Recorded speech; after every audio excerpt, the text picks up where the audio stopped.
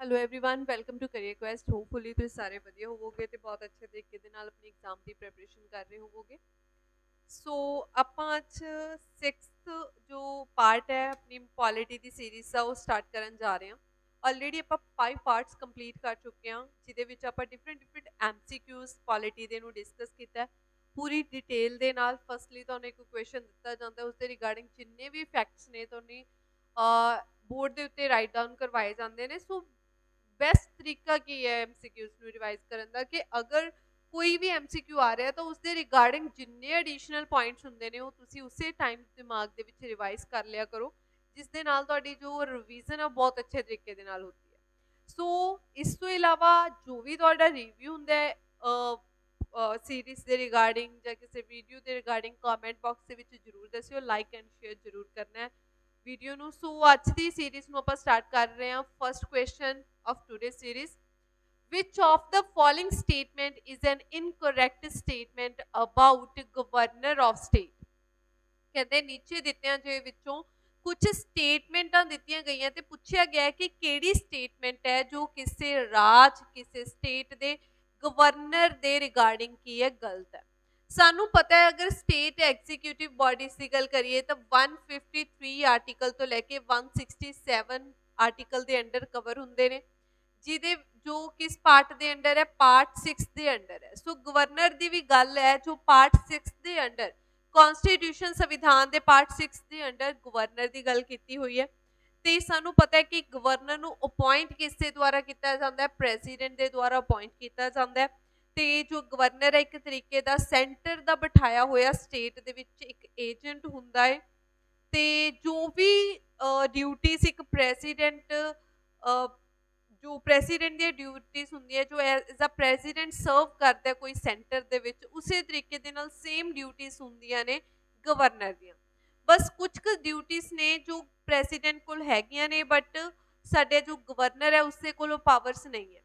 ਜਿਵੇਂ ਸਾਡਾ ਪ੍ਰੈਜ਼ੀਡੈਂਟ ਹੈ ਉਹਦੇ ਕੋਲ ਸੈਂਟੈਂਸ ਟੂ ਡੈਥ ਮੌਤ ਦੀ ਸਜ਼ਾ ਕਰਨ ਦੀ ਜਿਹੜੀ ਪਾਵਰ ਹੈ ਉਹ ਪ੍ਰੈਜ਼ੀਡੈਂਟ ਕੋਲ ਹੈ ਬਟ ਉਹ ਪਾਵਰ ਸਾਡੇ ਗਵਰਨਰ ਕੋਲ ਨਹੀਂ ਹੈ। ਸੋ ਇਸੇ ਤਰੀਕੇ ਦੇ ਨਾਲ ਜੋ ਐਮਰਜੈਂਸੀਜ਼ ਲਗਾਈਆਂ ਜਾਂਦੀਆਂ ਨੇ ਉਹ ਵੀ ਪਾਵਰ ਸਾਡੇ ਗਵਰਨਰ ਕੋਲ ਨਹੀਂ ਹੈ। ਕੁਝ ਕੁ ਕੰਮ ਦਿੱਤੇ ਗਏ ਨੇ ਗਵਰਨਰ ਦੇ ਤੇ ਪੁੱਛਿਆ ਗਿਆ ਕਿ ਕਿਹੜੀ ਸਟੇਟਮੈਂਟ ਹੈ ਜੋ ਗਵਰਨਰ ਦੇ ਰਿਗਾਰਡਿੰਗ ਗਲਤ ਹੈ, ਇਨਕਰੈਕਟ ਪੁੱਛੀ ਗਈ ਹੈ। ਸੋ 1 ਬਾਈ 1 ਹਰ ਇੱਕ ਸਟੇਟਮੈਂਟ ਨੂੰ ਪੜ੍ਹਦੇ ਜਾਵਾਂਗੇ। ਫਸਟ ਸਟੇਟਮੈਂਟ ਹੈ ਜੀ ਸਾਡੀ, governor can summon prorogo the state legislature and dissolve the state legislative assembly।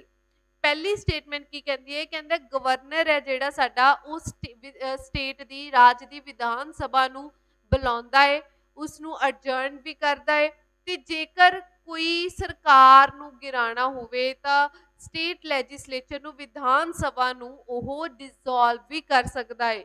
ਬਿਲਕੁਲ ਸਹੀ, ਸੇਮ ਐਸ ਇਟ ਇਜ਼ ਜਿਵੇਂ ਪ੍ਰੈਜ਼ੀਡੈਂਟ ਸੈਂਟਰ ਦੇ ਵਿੱਚ ਕਰਦਾ ਹੈ। ਬਿਲਕੁਲ ਸਟੇਟਮੈਂਟ ਸਹੀ ਹੈ ਇਹ। ਨੈਕਸਟ ਸਟੇਟਮੈਂਟ ਹੈ ਕਹਿੰਦੇ he nominate 1/6 of the members of state legislative assembly. Second statement ਕੀ ਕਹਿੰਦੀ ਹੈ ਕਿ ਗਵਰਨਰ ਹੈ ਜੋ ਵਿਧਾਨ ਸਭਾ ਦੇ 1/6 ਪਾਰਟ ਨੂੰ ਕੀ ਕਰਦਾ ਹੈ, ਨੋਮੀਨੇਟ ਕਰਦਾ ਹੈ। ਇਹ ਸਟੇਟਮੈਂਟ ਬਿਲਕੁਲ ਗਲਤ ਹੈ। ਰੀਜ਼ਨ ਕੀ ਹੈ ਇਸ ਚੀਜ਼ ਦਾ? ਰੀਜ਼ਨ ਇਹ ਹੈ ਕਿ ਜੋ ਸਾਡਾ ਗਵਰਨਰ ਹੈ ਉਹ 1/6 part of the 1/6 part member of the ਕਿਸ ਹਾਊਸ ਦੇ ਮੈਂਬਰਸ ਨੂੰ ਨੋਮੀਨੇਟ ਕਰਦਾ ਹੈ, 1/6 part of legislative council। ਸਾਨੂੰ ਪਤਾ ਹੈ ਕਿ ਜੋ ਪ੍ਰੈਜ਼ੀਡੈਂਟ ਹੈ ਉਹ 12 ਮੈਂਬਰਸ ਨੂੰ ਨੋਮੀਨੇਟ ਕਰਦਾ ਹੈ ਰਾਜ ਸਭਾ ਦੇ ਵਿੱਚ। ਸੋ ਇਸੇ ਤਰੀਕੇ ਦੇ ਨਾਲ ਜੋ ਗਵਰਨਰ ਹੈ ਉਹ ਲੈਜਿਸਲੇਟਿਵ ਕਾਉਂਸਿਲ ਵਿਧਾਨ ਪਰਿਸ਼ਦ ਦੇ 1/6 ਹਿੱਸਾ ਮੈਂਬਰਸ ਨੂੰ ਕੀ ਕਰਦਾ ਹੈ, ਨੋਮੀਨੇਟ ਕਰਦਾ ਹੈ।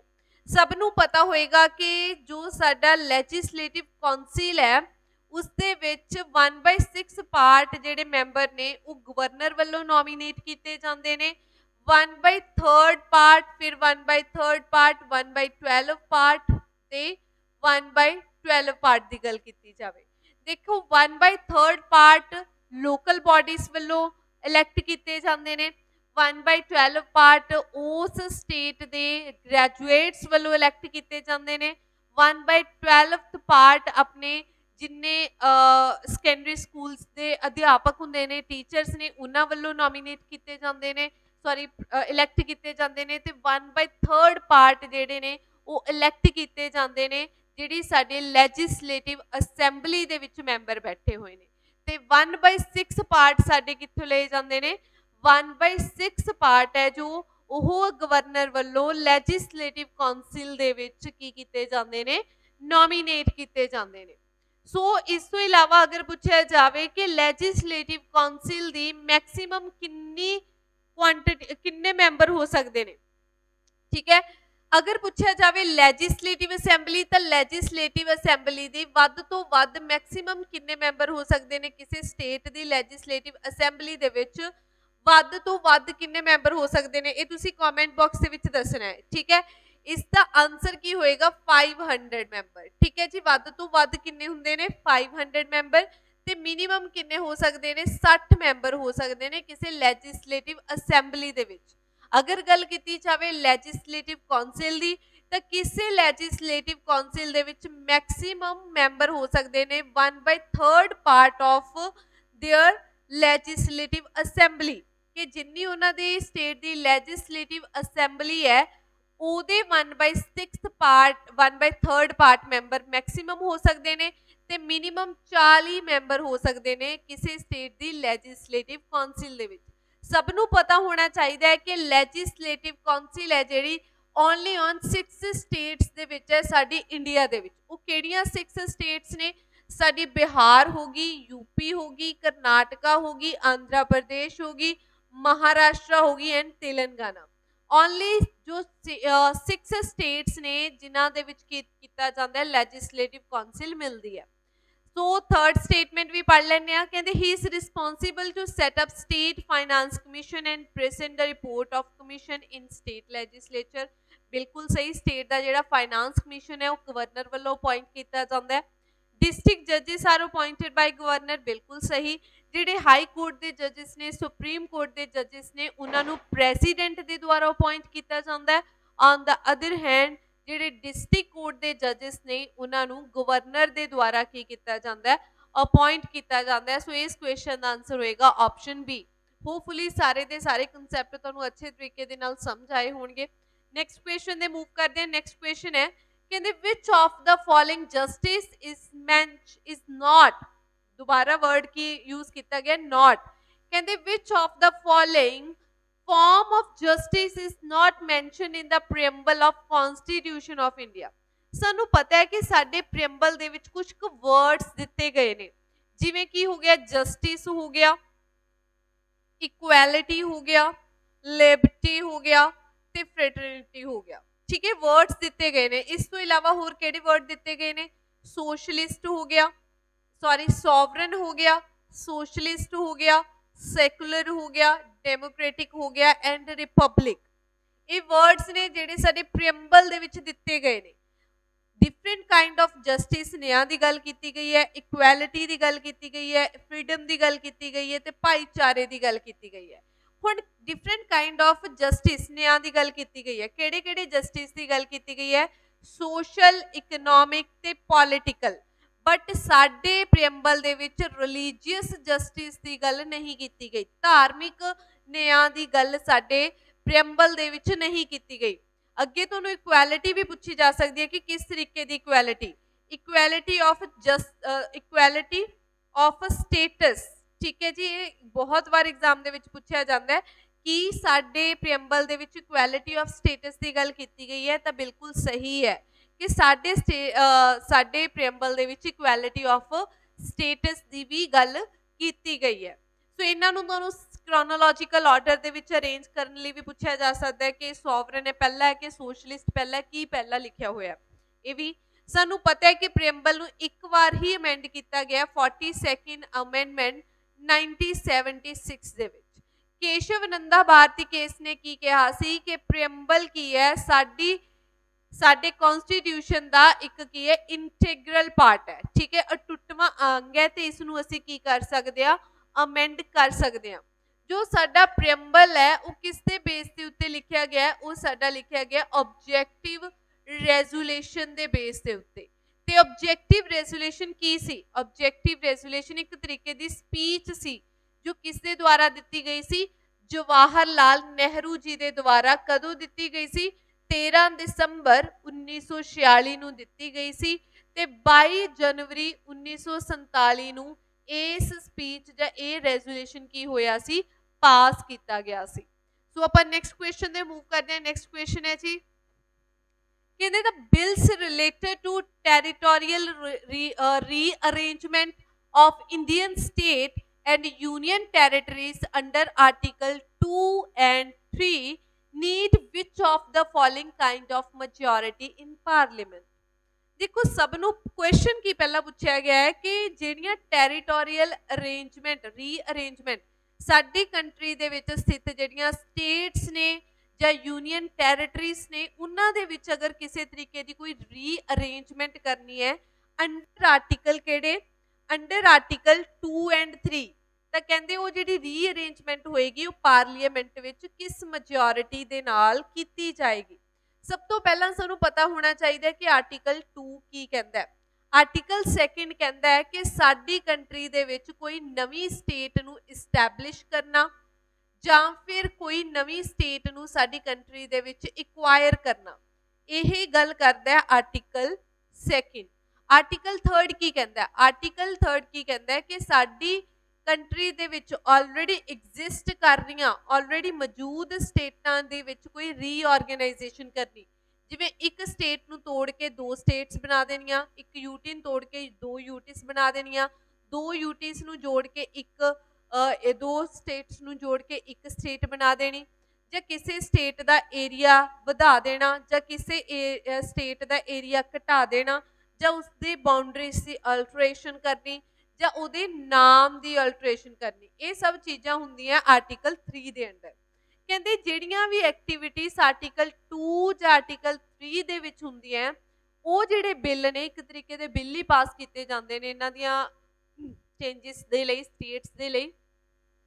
ਤਾਂ ਕਹਿੰਦੇ ਇਹ ਜਿਹੜਾ ਬਿੱਲ ਹੈ ਇਹ ਪਾਰਲੀਮੈਂਟ ਦੇ ਵਿੱਚ ਕਿਸ ਮੈਜੋਰਿਟੀ ਦੇ ਨਾਲ ਪਾਸ ਕੀਤਾ ਜਾਂਦਾ।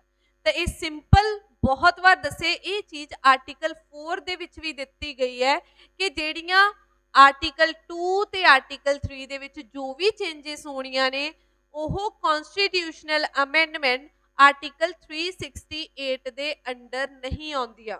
ਕਿਉਂ ਨਹੀਂ ਆਉਂਦੀਆਂ? ਕਿਉਂਕਿ ਸਾਰੀਆਂ ਚੇਂਜਸ ਕਿਸ ਮੈਜੋਰਿਟੀ ਦੇ ਨਾਲ ਹੋਣਗੀਆਂ? ਆਪਸ਼ਨ ਏ ਸਿੰਪਲ ਮੈਜੋਰਿਟੀ ਦੇ ਨਾਲ ਹੋਣਗੀਆਂ। ਸਿੰਪਲ ਮੈਜੋਰਿਟੀ ਦਾ ਮਤਲਬ ਕੀ ਹੁੰਦਾ ਹੈ? ਹਾਊਸ ਦੇ 50% ਮੈਂਬਰ +1 ਕੀ ਹੋਣੇ ਚਾਹੀਦੇ ਨੇ? ਉਸ ਬਿੱਲ ਦੇ ਨਾਲ ਸਹਿਮਤ ਹੋਣੇ ਚਾਹੀਦੇ ਨੇ। ਸੋ ਆਰਟੀਕਲ 2 ਐਂਡ ਆਰਟੀਕਲ 3 ਦੇ ਅੰਦਰ ਜੋ ਵੀ ਚੇਂਜਸ ਹੁੰਦੀਆਂ ਨੇ ਉਹ ਕਿਸ ਮੈਜੋਰਿਟੀ ਦੇ ਨਾਲ ਹੋਣਗੀਆਂ? ਉਹ ਹੋਣਗੀਆਂ ਜੀ ਸਾਡੀ ਸਿੰਪਲ ਮੈਜੋਰਿਟੀ ਦੇ ਨਾਲ। ਨੈਕਸਟ ਕੁਐਸਚਨ ਹੈ ਜੀ ਅੱਜ ਦੀ ਸੀਰੀਜ਼ ਦਾ ਕਿ which of the following is not a part of the directive principle of state policy? ਕਹਿੰਦੇ ਨੀਚੇ ਦਿੱਤਿਆਂ ਦੇ ਵਿੱਚੋਂ ਕਿਹੜੀਆਂ ਚੀਜ਼ਾਂ ਨੇ ਜੋ directive principal and state policy ਨਾਲ ਰਿਲੇਟ ਨਹੀਂ ਕਰਦੀ।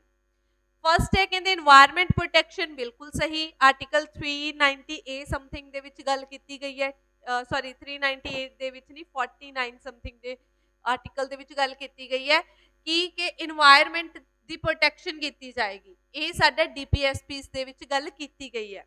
ਨੈਕਸਟ ਹੈ protection of consumption of intoxicating drinks, ਬਿਲਕੁਲ ਸਹੀ। ਇਹਨਾਂ ਨੇ DPSPs ਦੇ ਵਿੱਚ ਇਹ ਵੀ ਕਿਹਾ ਹੈ ਕਿ ਜਿਹੜੀਆਂ ਜ਼ਹਿਰੀਲੀਆਂ ਸ਼ਰਾਬਾਂ ਨੇ ਇਹਨਾਂ ਨੂੰ ਪੀਣ ਦੇ ਉੱਤੇ ਮਨਾਹੀ ਲੱਗਣੀ ਚਾਹੀਦੀ ਹੈ। ਕਾਊ ਦੀ ਪ੍ਰੋਟੈਕਸ਼ਨ, ਗਾਂ ਦੀ ਪ੍ਰੋਟੈਕਸ਼ਨ, ਐਨੀਮਲ ਹਸਬੈਂਡਰੀ ਦੀ ਵੀ ਗੱਲ ਕੀਤੀ ਗਈ ਹੈ DPSPs ਦੇ ਵਿੱਚ। ਬੀ ਹੈ ਕਹਿੰਦੇ ਕਿਹਦੀ ਗੱਲ ਨਹੀਂ ਕੀਤੀ ਗਈ? ਸੈਕਿੰਡ ਆਪਸ਼ਨ ਹੈ ਕਹਿੰਦੇ free education of children up to age 14। ਕਹਿੰਦੇ DPSPs ਦੇ ਵਿੱਚ 14 ਸਾਲ ਦੇ ਬੱਚੇ ਦੀ ਫ੍ਰੀ ਐਜੂਕੇਸ਼ਨ ਦੀ ਗੱਲ ਕੀਤੀ ਗਈ ਹੈ। ਫਿਰ ਫੰਡਾਮੈਂਟਲ ਰਾਈਟਸ ਦੇ ਵਿੱਚ ਕੀ ਕੀਤਾ ਗਿਆ ਜੇ DPSPs ਦੇ ਵਿੱਚ ਇਹ ਚੀਜ਼ਾਂ ਲਿਖੀਆਂ ਗਈਆਂ। So option B is a right answer.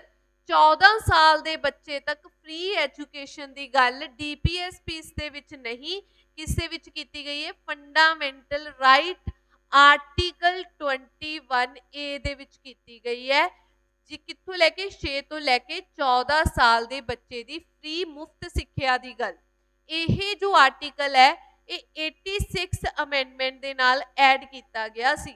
ਫਿਰ ਸਾਡੇ DPSP ਦੇ ਵਿੱਚ ਵੀ ਤਾਂ ਐਜੂਕੇਸ਼ਨ ਦੀ ਗੱਲ ਕੀਤੀ ਗਈ ਹੈ। ਹਾਂਜੀ, ਉਸੇ ਵਿੱਚ ਵੀ ਕੀਤੀ ਗਈ ਹੈ। ਉਸੇ ਵਿੱਚ ਆਰਟੀਕਲ 45 ਦੇ ਵਿੱਚ ਕੀਤੀ ਗਈ ਹੈ, ਜਿਸ ਦੇ ਵਿੱਚ ਕਿਹਾ ਗਿਆ 0 ਤੋਂ ਲੈ ਕੇ 6 ਸਾਲ ਦੀ ਬੱਚੇ ਦੀ ਐਜੂਕੇਸ਼ਨ ਦੀ ਗੱਲ, ਆਂਗਣਵਾੜੀ ਦੀ ਗੱਲ ਕੀਤੀ ਗਈ ਹੈ।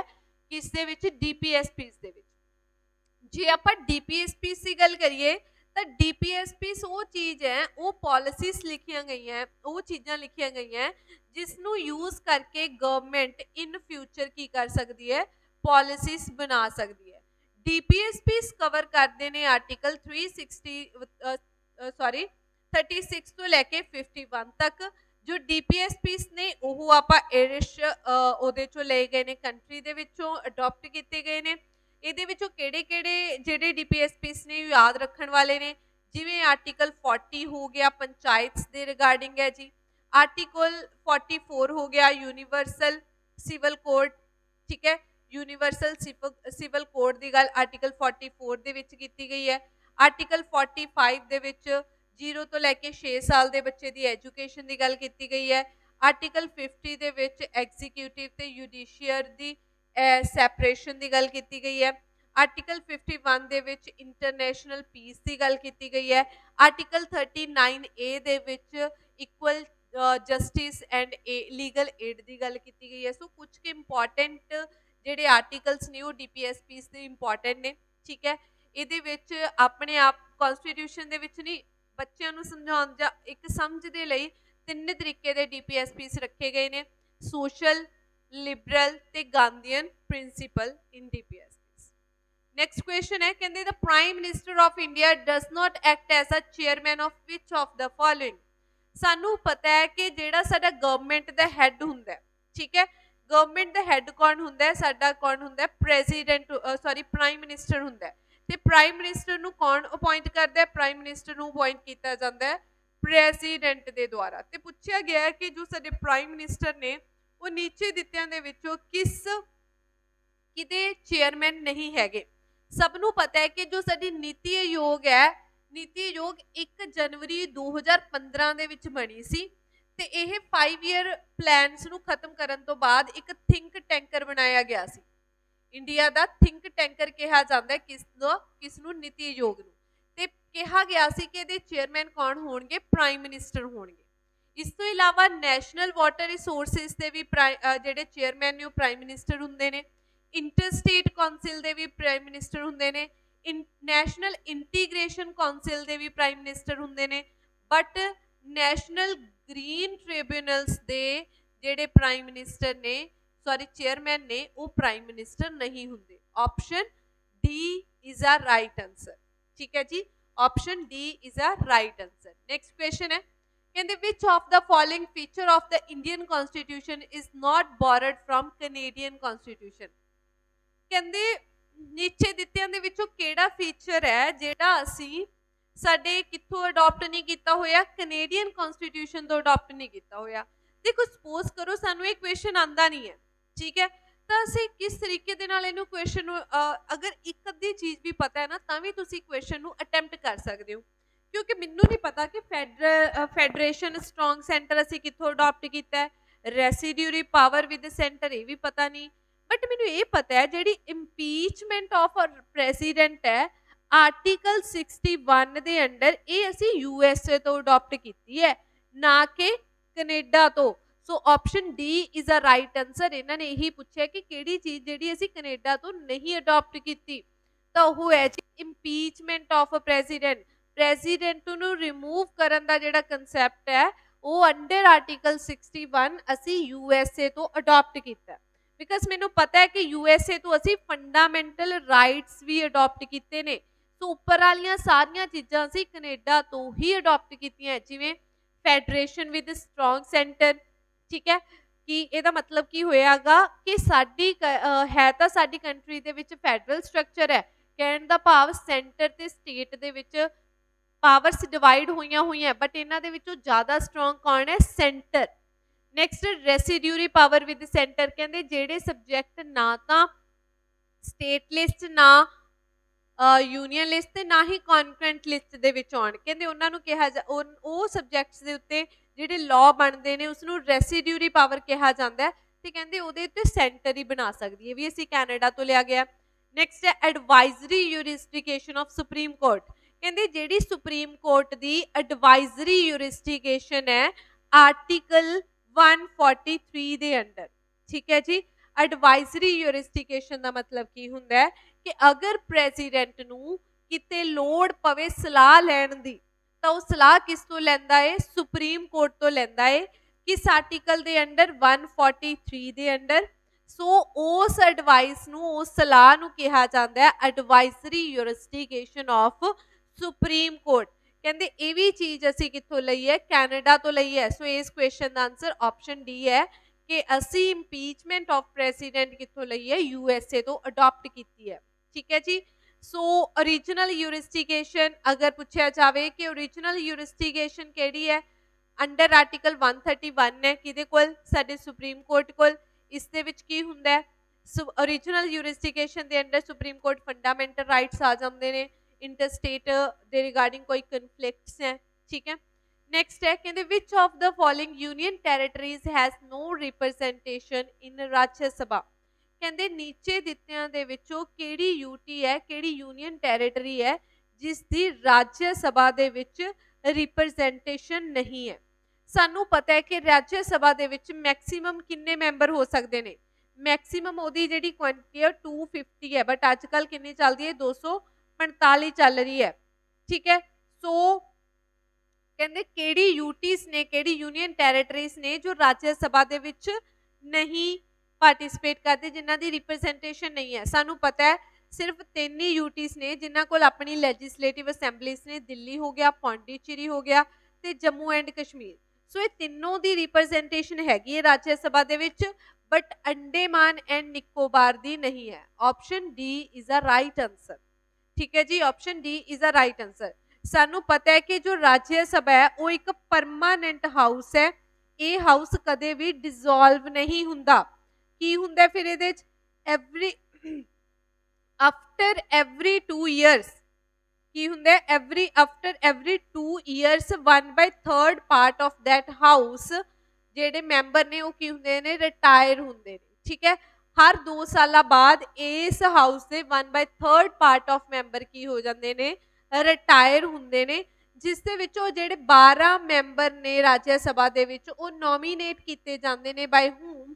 बाय प्रेजिडेंट दे द्वारा नॉमीनेट किए जाते हैं।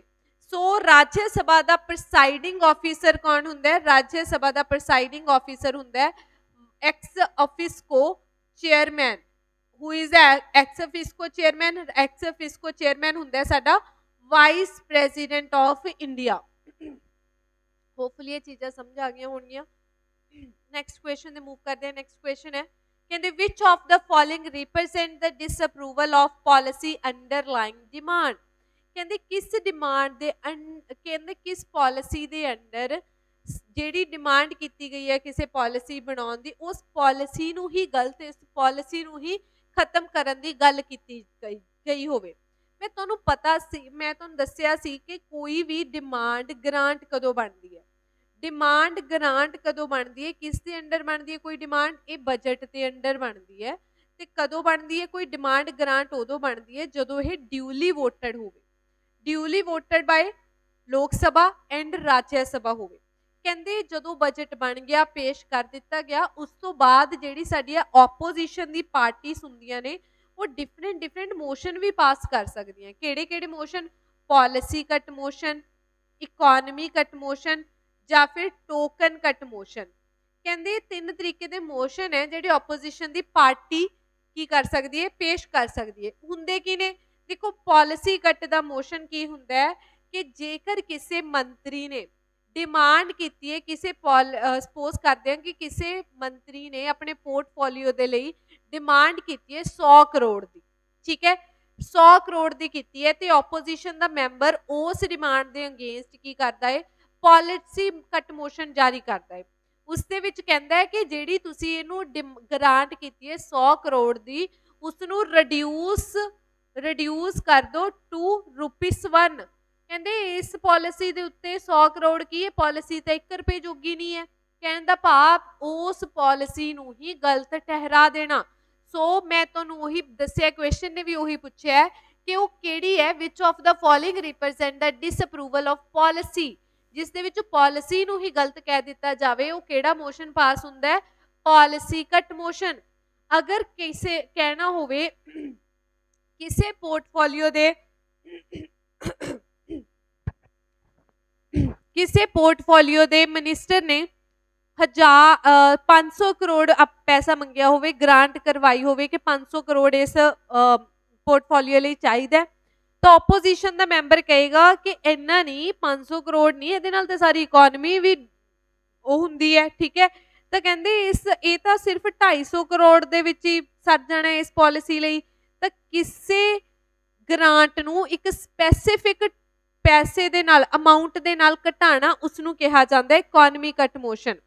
जे कहा जावे टोकन कट मोशन की हुंदा है कि किसी ग्रांट नूं कुछ क पैसिਆਂ नाल घटाउणा जिहदे नाल कोई फर्क ही ना पैंदा होवे, दैट मीनस उस पॉलिसी नूं की करना, रिड्यूस्ड बाय 100। बस सोचो कुछ एवें दी अमाउंट नूं घटाउणा जिहदे नाल पैसे दे उत्ते फर्क ना पैंदा होवे, उसनूं कहा जाता है टोकन कट मोशन। ये मोशन कदे भी पास नहीं हुंदे।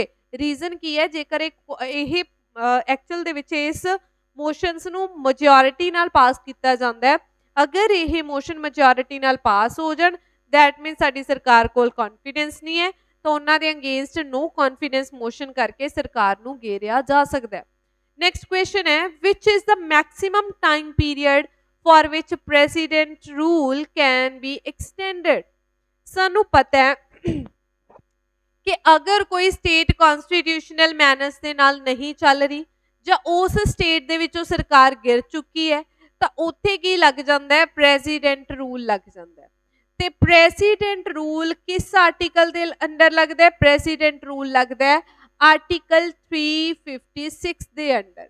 ठीक है जी, सो ये पूछा गया है कि ये मैक्सीमम किन्ने समय दे लई प्रेसिडेंट रूल लग सकता है, तो तुहानूं पता होना चाहिए कि मिनीमम ये जिहड़ा प्रेसिडेंट रूल है ये 6 मंथ के लिए लगता है, उस तो बाद इनू दोबारा पास करवाया जाता है। मैक्सीमम ये 3 साल के लिए लग सकता है, किन्ने टाइम के लिए, 3 साल के लिए। अगर आपां गल करिए नैशनल एमरजेंसी की, नैशनल एमरजेंसी साडी लगती है आर्टिकल 352 के अंडर, तो मिनीमम किन्ने टाइम के लिए लगती है, 6 मंथ के लिए, तो मैक्सीमम ये जिहड़ी साडी एमरजेंसी है ये इनडेफिनेट पीरियड के लिए लगती है। ठीक है, पता ही नहीं किन्ने समय लंबे चल सकती है, बट जो साडा प्रेसिडेंट रूल है वो मैक्सीमम 3 सालां लई लग सकता है। ठीक है जी, option C is a right answer. Next question है, कहते which of the following central taxes are subsumed under GST. कहते नीचे दिते दे विचों किहड़े टैक्स ने इंडिया दे विच जिहड़े जीएसटी दे अंडर आउंदे ने। ठीक है जी, सो देख लेने हैं। First central excise duty tax, ये भी आउंदा है जी। सर्विस टैक्स भी साडा जीएसटी दे अंडर आउंदा है। एडिशनल कस्टम ड्यूटी भी जीएसटी दे अंडर आउंदी है। स्पैशल एडिशनल ड्यूटी कस्टम भी जीएसटी दे अंडर ही आउंदा है। So option D is a right answer of this question, option D. Next question है, who is authorized to increase the number of judges in the Supreme Court of India। कहते वो किदे कोल authority है जो supreme court के जजिस की गिणती नूं वधा सके। सब तो पहला तुहानूं पता होना चाहिए कि एट प्रेजेंट साडे सुप्रीम कोर्ट के किन्ने जजिस ने, 34, मतलब कि 33 जजिस ने, एक चीफ जस्टिस ऑफ इंडिया। 1950 की गल करिए जदों साडा कानून लागू होया सी, उदों सुप्रीम कोर्ट दे विच 8 जजिस की प्रोविजन रखी गई सी, 7 जजिस ते एक तुहाडा चीफ जस्टिस ऑफ इंडिया। हुण तक इन्ने वध गए ने, तो ये जिहड़ी पावर है वो किसदे कोल है, ये पावर है जी साडे ऑप्शन बी पार्लीमेंट दे कोल। ठीक है जी, पावर किहदे कोल है, पार्लीमेंट दे कोल है। होपफुली तुहानूं ये जो क्वेश्चनस ने, एडिशनल पॉइंट्स ने जरूर पसंद आए होंगे, तो अपना रिव्यू कमेंट बॉक्स के देना नहीं भूलना। सो मिलते हैं next lecture. Thank you so much.